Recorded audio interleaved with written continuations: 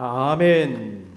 귀한 찬양 감사드립니다. 이 시간 눈을 감고 물이 바다 덮음같이 하나님의 영광이 우리에게 임하고 하나님의 풍성한 성령의 은혜가 임하옵소서. 모든 영광 존귀 감사 찬양을 하나님께 드립니다.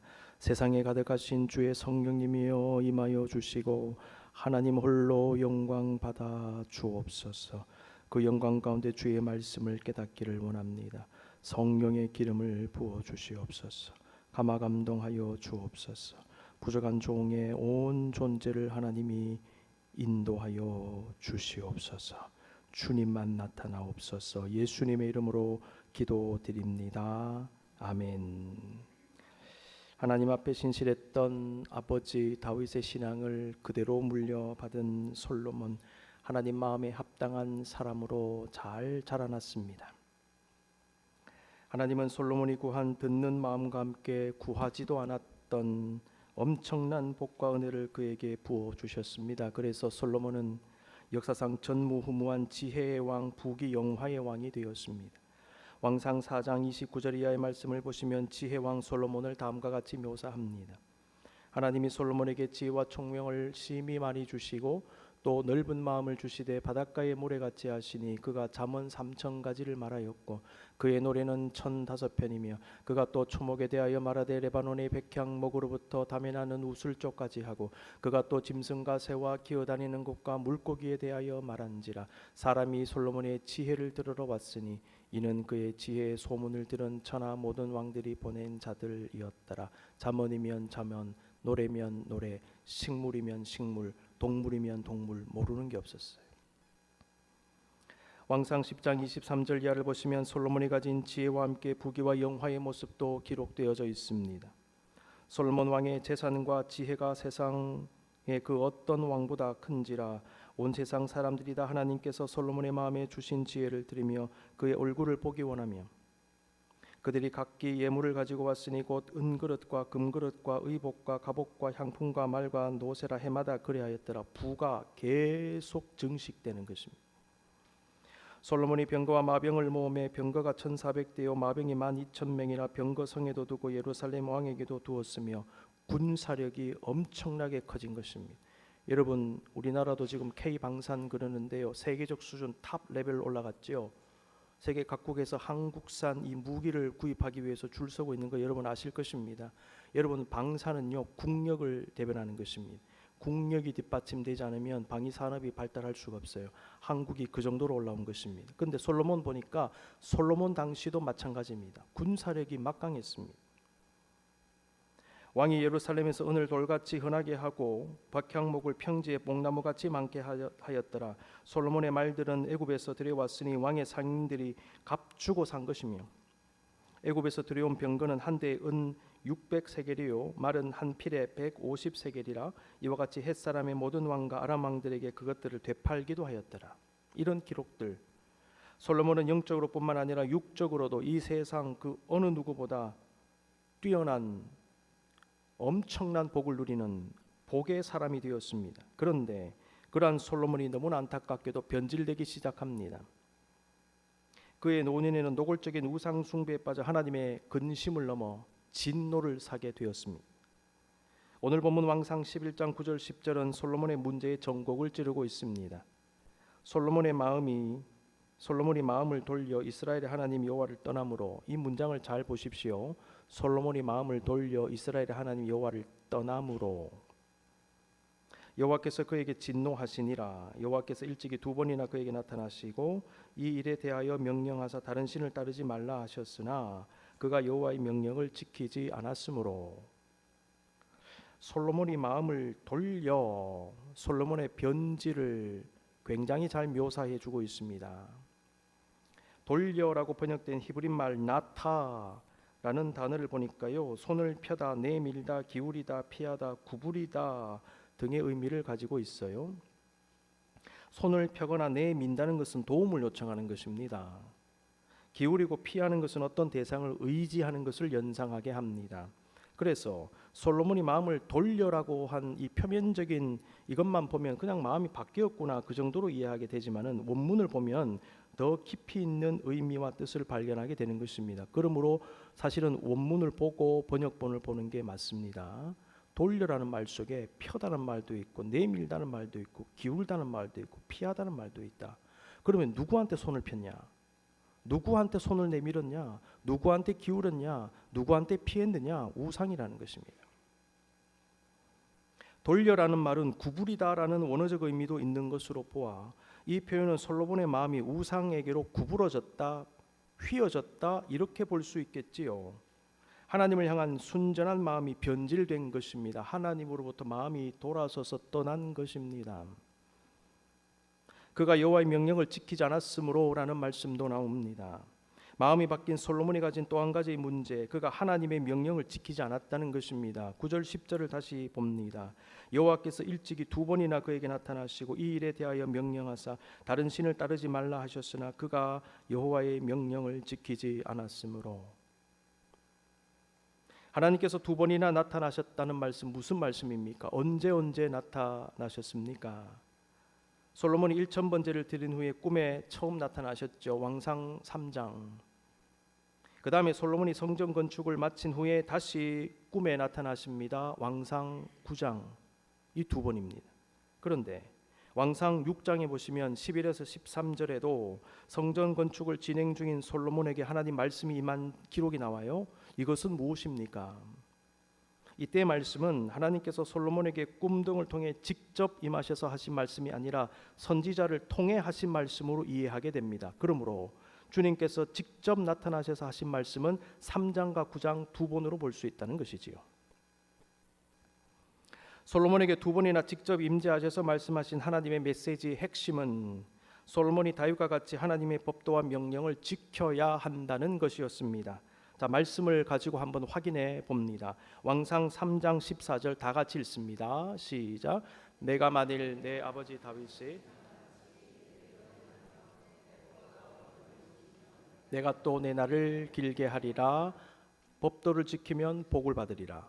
근데 9장에서 두 번째 나타나셨을 때 비슷한 말씀 주세요. 내가 만일 내 아버지 다윗의 행함같이 마음을 온전히 하고 바르게 하여 내 앞에서 행하며 내가 내게 명령한 대로 온갖 일에 순종하여 내 법도와 율례를 지키면 내가 내 아버지 다윗에게 말하기를 이스라엘의 왕위에 오를 사람이 내게서 끊어지지 아니하리라 한 대로 내 이스라엘의 왕위를 영원히 견고하게 하려니와. 그렇죠? 순종하면 복이 말 것이다. 여러분, 하나님의 법도를 지키라고 했는데 법도라고 하는 것은 우리의 삶에 적용되는 다양한 하나님의 말씀을 의미합니다. 그런데 그 가운데 가장 중요한 것 중에 하나가 우상 숭배를 하지 말라는 말씀입니다. 그래서 오늘 본문 왕상 11장 10절에는 이 일에 대하여 명령하사 다른 신을 따르지 말라 하셨으나 그가 여호와의 명령을 지키지 않았으므로 하면서 우상 숭배의 그 법규를 강조해서 드러내서 말씀하고 있습니다. 여러분, 하나님을 향한 마음이 돌아설 때 나타나는 대표적인 현상들이 있는데요. 그 중에 하나는 하나님 말씀 듣지 않고 하나님 법도와 원칙을 소홀히 하는 것입니다. 하나님을 향한 순전한 마음을 잃어버리면 하나님 앞에서 행하는 다양한 신앙적 활동과 섬김에도 문제가 생깁니다. 특별히 뭐가 달라지느냐? 태도가 바뀌어요. 여러분, 사람에게도요, 마음이 바뀌면요, 그 사람을 향한 태도가 싹 달라집니다. 태도는 마음을 보여주는 거예요. 그래서 태도가 중요합니다. 이 상태가 지속되면 하나님으로부터 점점 더 멀어지고 결국 떠나게 될 수 있는 것이지요. 우리는 하나님께서 솔로몬에게 2번 나타나신 사실 자체와 함께 언제 나타나셨는지를 깊이 봐야 합니다. 왕상 3장에는 하나님께서 1000번제를 드린 솔로몬에게 첫 번째로 나타나셨을 때 솔로몬이 하나님께 듣는 마음, 다른 말로 지혜를 구하고 하나님의 칭찬을 들은 이야기가 기록되어져 있습니다. 그 다음에 보시면 4장에서 8장까지에는요, 솔로몬의 정부 구성에 대한 말씀이 나오고 솔로몬이 누린 영화가 나오고 솔로몬의 성전 건축과 궁궐 건축에 관한 말씀이 5, 6, 7, 8장에 연이어 나옵니다. 솔로몬이 어떤 사람이었는지, 어떤 성취를 이루었는지 자세히 기록하고 있습니다. 솔로몬은 자기가 이루기 원하는 모든 것들을 다 이루며 살았던 왕입니다. 성경은 솔로몬이 성전과 왕궁 건축을 완성한 이후에 두 번째로 나타나셨다라고 기록하고 있습니다. 그게 9장입니다. 그래서 여러분 성경을 좀 넓은 관점에서 보셔야 되는데 3장에 먼저 나타나시고 4, 5, 6, 7, 8 다른 이야기 있고 그 다음에 9장의 두 번째예요. 볼까요? 솔로몬이 여호와의 성전과 왕궁 건축하기를 마치며 자기가 이루기를 원하던 모든 것을 마친 때에 여호와께서 전에 기본에서 나타나심 같이 다시 솔로몬에게 나타나사. 여기서 우리는 질문이 나옵니다. 왜 하나님은 솔로몬이 이루기를 원하던 모든 것을 마친 때에 나타나셨을까? 우리는 하나님께서 솔로몬에게 하신 말씀을 통하여 그 이유를 생각해 볼 수 있겠습니다.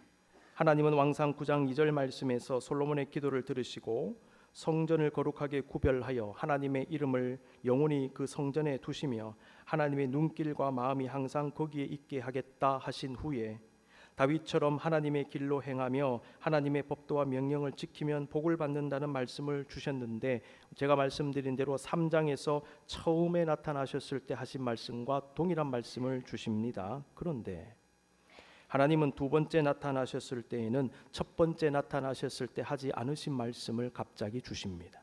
그 말씀이 무엇인가? 경고예요.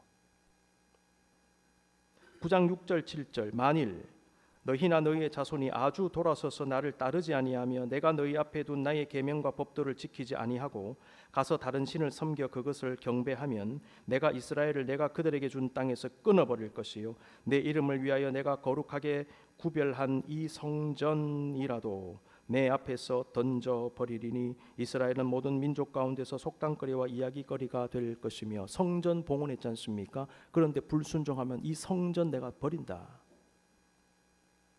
여러분, 이건 심각한 말씀입니다.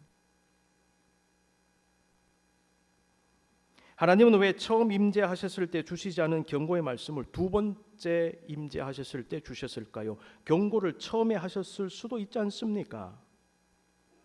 이게 우리 질문의 포인트입니다. 우리는 하나님의 경고의 메시지를 통하여 그 당시 솔로몬의 마음이 어느 시점부터 왕상 3장 이후부터 서서히 변질되어 갔다는 사실을 생각해 보게 됩니다. 하나님은 어느 시점부터 이미 변질되어 가고 있던 솔로몬에게 하나님의 법도와 율례를 지키지 않는다면 이스라엘을 하나님께서 준 땅에서 끊어버릴 것이라는 경고의 메시지를 주신 것입니다. 너 지금 뭔가 좀 이상하게 돌아가는데 너 그대로 가다가는 큰일 난다. 그 말이죠. 문제는 솔로몬이 하나님의 경고를 듣지 않고 영적으로 계속 악화되어 갔다는 것입니다. 오늘 본문 왕상 11장 세월이 흘렀습니다. 9장에서 세월이 흘러 11장입니다. 이 4절을 보시면 솔로몬의 영적인 상태가 성전과 궁궐 건축을 완성한 때보다 더 심각해진 상태였음을 우리에게 보여줍니다. 솔로몬의 나이가 많을 때에 그의 여인들이 그의 마음을 돌려 다른 신들을 따르게 하였으므로 왕의 마음이 그의 아버지 다윗의 마음과 같지 아니하여 그의 하나님 여호와 앞에 온전하지 못하였으니 솔로몬의 나이가 많을 때에 세월이 흘렀다는 것이지요. 그런데 그때 더 심각한 문제가 나타났습니다. 자, 그렇다면 솔로몬이 나이가 많을 때에 그의 여인들이 마음을 돌렸다면 솔로몬은 젊은 때 괜찮았는데 노년에 신앙이 변질되었다는 말씀일까요? 나이가 많을 때에 그랬잖아요. 표면적으로 우리가 성경을 읽으면 그렇게 생각할 수도 있어요. 그러나 여러분 성경 앞뒤를 자세히 읽어보시면요, 솔로몬의 타락은 이미 시작되었고 그때까지 계속 진행된 것이었고 그때 더 심각한 상태였다는 것을 깨닫게 됩니다. 솔로몬이 노년이 되었을 때 우상 숭배를 한 것처럼 보이게 하는 왕상 11장 4절의 말씀은 사실 솔로몬은 그 전부터 변질되어 갔는데 노년 때 더 심각했다, 더 악화되었다는 것을 우리에게 말씀하는 그 말씀으로 해석해 보게 됩니다. 솔로몬은 젊었을 때는 하나님께서 금하신 죄를 짓고 그럼에도 불구하고 그나마 유혹에 저항하는 모습도 보이고 자제하는 마음과 자세도 가졌을 것입니다. 그러나 나이가 많아졌을 때는 그나마 간신히 맡고 있던 영적인 뚝이 더 버티지 못하고 크게 무너져 버린 것 같은 상황으로 이해할 수 있습니다. 그 이유 중에 하나는 나이가 들수록 자신과 함께하는 여인들에게 점점 더 의존하게 되었을 것이고, 자신이 의지하고 있는, 그리고 자신을 붙잡고 있는, 자기도 의지하고 있고 그 여인들도 자신을 붙잡고 있는 그 상황 속에서 그 여인들의 지속적인 우상 숭배의 요구를 뿌리치기가 어려웠기 때문이 아닌가 생각해 보게 됩니다. 몸에 힘도 빠지고 마음도 약해지고 육체도 연약해지고 그 여인들에게 점점 더 많이 의존해 갔을 것 아닙니까? 이분들 없으면 안 되거든요. 그러니까 이분들의 요구 뿌리치기가 어려웠을 거예요. 젊을 때는 내가 힘이 있지 않습니까? 내 권세가 있습니다. 내 돈이 있습니다. 그러니까 여인들이 엎드리는 거예요.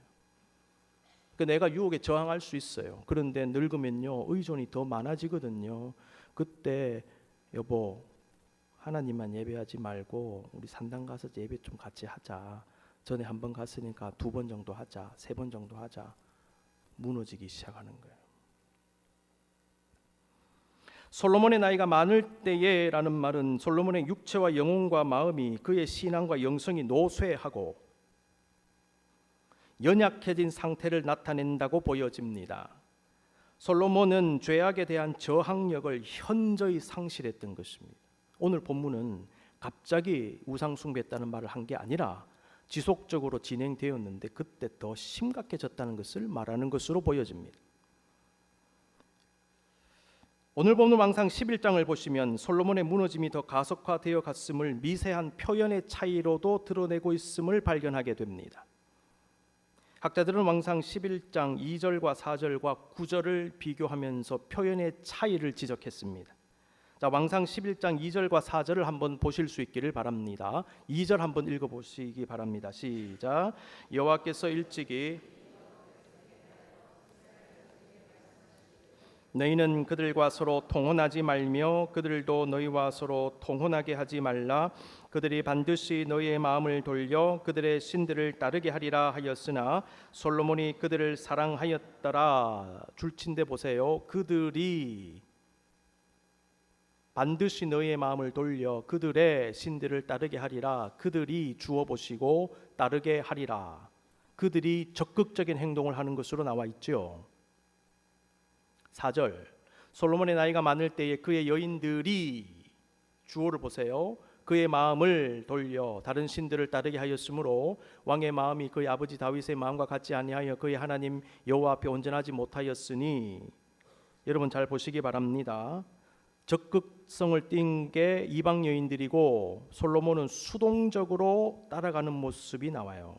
그런데 9절을 보시기 바랍니다. 솔로몬이, 주체가 바뀌어 있어요. 솔로몬이 마음을 돌려 이스라엘의 하나님 여호와를 떠남으로 여호와께서 그에게 어떻게 진노하시니라. 소극적인 모습에서 적극적인 모습으로 바뀌어갔던 솔로몬의 변화의 모습을 우리는 왕상 11장 통해서 미세한 표현의 차이를 통해서도 발견하게 된다는 것. 어쩌면 저자는 이 변화를 우리에게 알려주는 것입니다. 표현의 변화를 통해 그의 마음의 변화도 알려주는 것입니다. 여러분, 솔로몬은 노년에 이르기 전에 어느 시점부터 문제가 사실 생기기 시작했고 노년에 그 문제가 더욱 깊어졌는데 마치 높은 산에서 산사태가 일어날 때 그렇게 견고하게 보이던 산이 무서울 정도로 아래로 무너져 내리듯이 솔로몬도 영적인 무너짐의 정도가 노년에 이르렀을 때는 더 심각한 상태였음을 생각해 보게 합니다. 여러분, 견고한 산이라도 산사태 나는 거 보셨죠? 무너져 내리는 것입니다. 이 산사태라 그래요. 무너져 내릴 때는요 엄청나게 무너져요. 높은 산일수록, 견고한 산일수록, 큰 산일수록 산사태 일어나면 대형 사고 납니다. 솔로몬의 지경이 그런 지경이었다는 것입니다. 우리는 이러한 솔로몬의 생애에 관한 전체적인 이해를 가지고 솔로몬에게 두 번째로 나타나셔서 경고의 메시지를 주신 하나님의 의도를 깊이 생각해 보아야 할 것입니다. 하나님은 솔로몬이 노년에 이르기 전에, 특히 그가 엄청난 권력과 부를 누리고 있을 그때에, 그가 영적으로도 육적으로도 이루기 원하는 모든 것을 이룬 그때에 경고하심으로 인생이 더 잘못되지 않기를 바라셨던 것입니다. 우리는 하나님께서 솔로몬이 하나님을 예배하는 성전을 건축하여 하나님께 영광을 돌렸음에도 불구하고 그것과 상관없이 경고하셨다는 사실에도 주목해야 됩니다. 기쁜 날, 좋은 날, 즐거운 날이잖아요. 그런데 그때 경고하신 거죠. 여기에 깊은 의미가 있는 것 같아요. 성전 건축은 성전 건축이고 솔로몬의 마음이 변질된 것은 변질된 것이다. 그걸 섞어서 생각하지 말고 분리해서 생각하라. 네가 성전 건축했다고 해서 너의 죄가 사라지는 게 아니다. 이걸로 그걸 무마시키려고 하지 마라 라고 하는 하나님의 음성이 아닌가. 여러분, 하나님은요 계산 정확하신 분입니다. 성전을 정성스럽게 건축해서 하나님께 영광스럽게 봉헌했다 하더라도 계속 진행 중이었던 솔로몬의 문제는 가지고 있었고 그 문제를 하나님의 방법으로 해결했어야 합니다.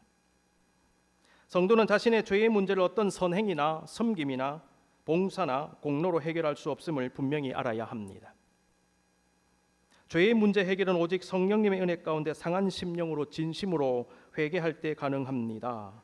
회개한 후에 더욱 선한 삶을 살고 더욱 잘 섬기는 것은 용서받기 위해서가 아닙니다. 여러분이 열심히 섬기면 용서받습니까? 선교활동 열심히 하면 용서를 받습니까? 구제봉사 열심히 하면 용서해 주시나요?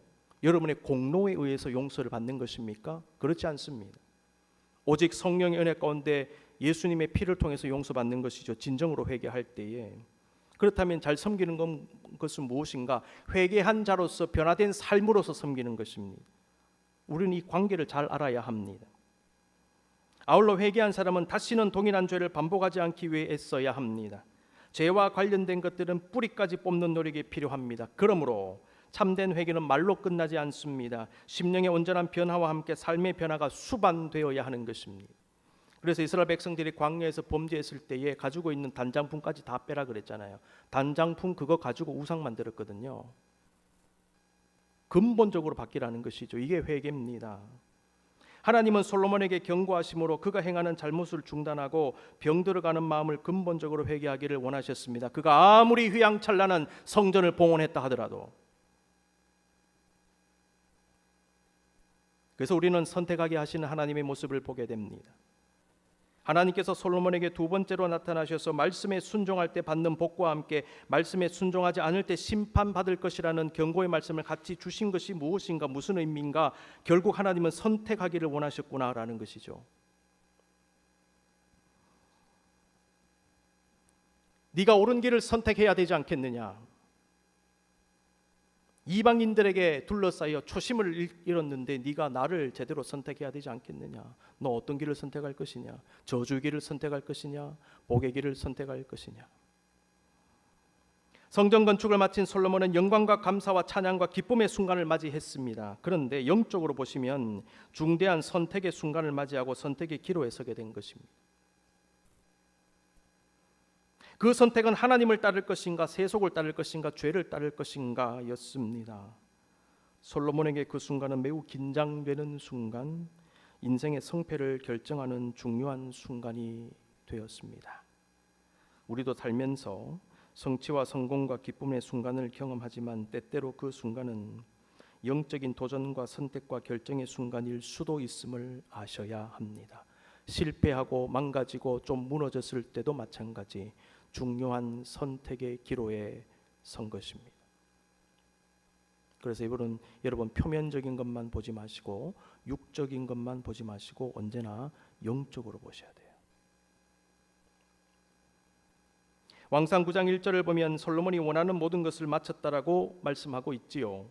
솔로몬이 여호와의 성전과 왕궁 건축하기를 마치며 자기가 이루기를 원하는 모든 것을 마친 때에, 학자들은 자기가 이루기를 원하던 모든 것을 마친 때에라는 이 구문을 분석하면서 이 말씀 속에는 솔로몬의 이중적 마음이 담겨 있다라고 해석합니다.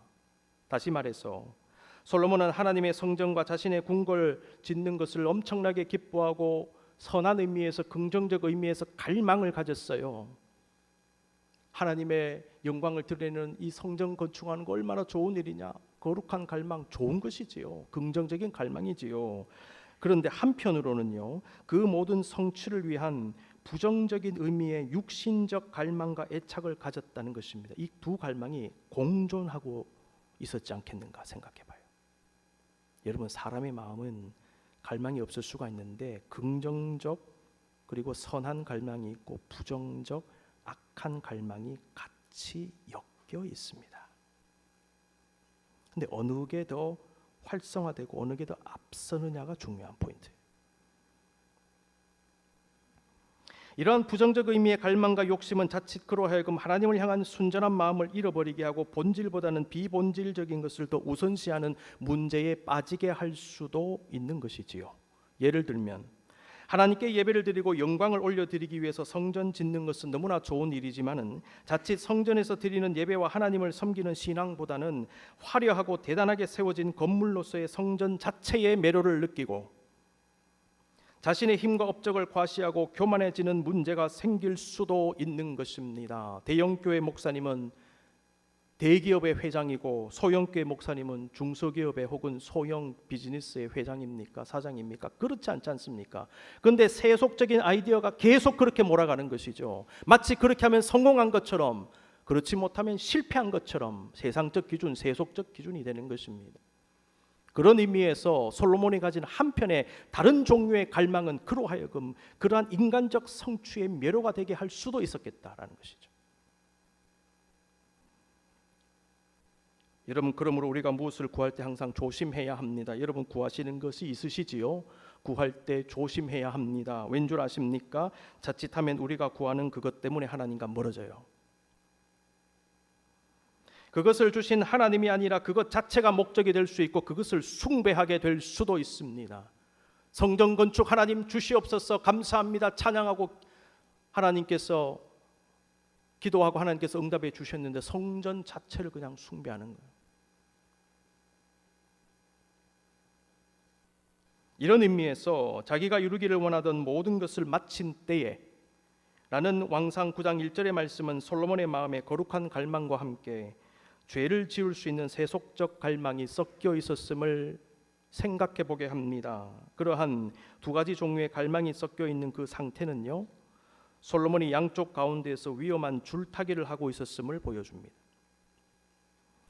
솔로몬의 부귀와 영화는 솔로몬이 엄청난 복의 길을 걷고 있었음을 보여주면서도 너무나 아이러니하게도 그 길은 타락의 길이 될 수도 있었다는 것을 알게 합니다. 복의 길처럼 보였는데 마음 잘못 먹으면 타락의 길로 바뀌는 그 인생길. 따라서 그 당시 솔로몬에게 가장 중요한 것 중에 하나는 영적 중심을 잡는 것, 마음을 지키는 것, 그리고 바르게 선택하는 것이었습니다. 솔로몬이 최고의 권력과 최고의 부귀와 최고의 명예의 자리에 있으면 있을수록 그에게 있어서 선택의 문제는 더욱 중요했고 더욱 어려웠고 더욱 긴장하게 하는 어떤 것이었습니다.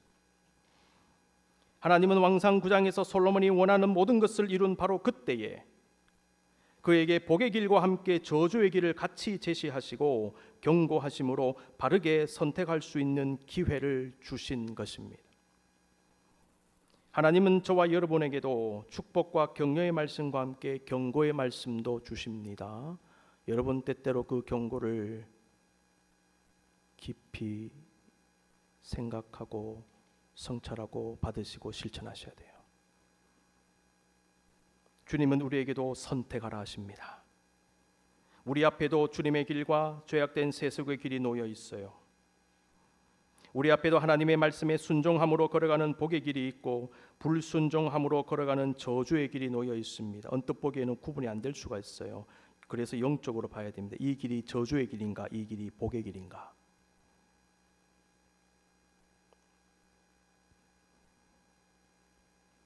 그리스도인의 최대의 삶의 과제 중에 하나가 무엇인가? 그리스도의 길, 주님의 길을 선택하는 것이지요. 죄악된 세상은 우리에게 다른 길 가라, 세속의 길로 가라, 편한 길 가라, 넓은 길 가라, 네 마음대로 하는 길 가라, 쾌락의 길을 가라고 합니다. 그러나 하나님은 우리에게 하나님의 길을 가야 한다, 그리스도의 길을 가야 한다, 힘들더라도 말씀의 길을 가야 한다, 십자가의 길을 가야 한다 말씀하십니다. 우리의 선택의 순간은 우리가 성공할 때나 실패할 때나 기쁠 때나 슬플 때나 무엇을 이루었을 때나 그렇지 못했을 때나 관계없이 주어집니다. 우리가 그리스도의 길을 선택하는 것은 우리 자신의 십자가를 지고 그리스도를 따르는 삶을 선택하는 것인데, 여러분 가만히 한번 생각해 보세요. 솔로몬에게 있어서의 그 바른 선택은요, 자기가 져야 될 십자가를 지고 주님의 길을 따르는 것과 같았어요. 유혹이 얼마나 많았습니까? 눈에 보이는 부귀영화가 얼마나 대단했습니까? 솔로몬 신앙 지키기 정말 어려웠을 거예요. 그러므로 바른 선택은 십자가 지는 거예요. 주님의 길을 가는 거 그만큼 어려운 길이었어요. 여러분 눈을 감고 한번 묵상하십시다. 우리에게도, 우리 인생에도 이러한 도전이 있습니다. 저와 여러분에게 주시는 하나님의 복의 말씀 잘 받으십시오. 동시에 경고의 말씀도 있습니다. 어떻게 경고하시나요? 무엇을 말씀하십니까? 우리 잘 되라고 주시는 주의 경고의 말씀을, 여러분 각자에게 주시는 그 말씀을 이 시간 깨닫고 묵상하고 실천하실 수 있기를 바랍니다. 주님 우리에게도 선택을 잘 하라 말씀하세요. 네 앞에 두 가지 길이 있다. 너는 어떤 길을 선택할 것이냐? 미리 말씀하십니다. 적시에 말씀하십니다. 우리의 생각을 초월하여 준비되지 않은 상태일지라도 임하셔서 말씀하십니다. 그때 거룩한 영적 긴장감을 가지고 우리는 선택해야 할 겁니다. 승리의 길, 복의 길, 주님의 길을 선택해야 합니다. 주여 잘 판단하게 하옵소서. 잘 선택하게 하옵소서. 솔로몬의 길이 아니라 다윗의 길을 가게 하옵소서. 잠시 결단하며 기도하겠습니다.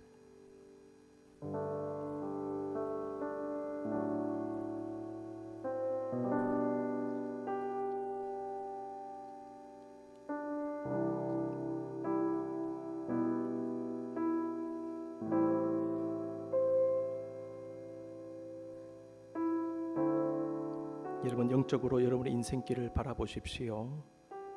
육적인 여러 가지 물질적인 것만 생각하지 마시고 그 이면에 있는 영적인 길을 보실 수 있기를 바랍니다.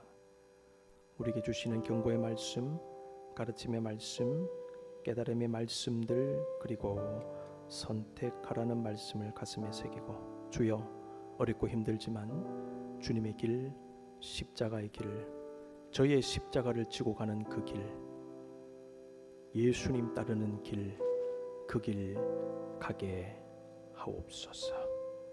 이런 결단의 마음을 가지고 마지막 찬양 주님께 드리시겠습니다.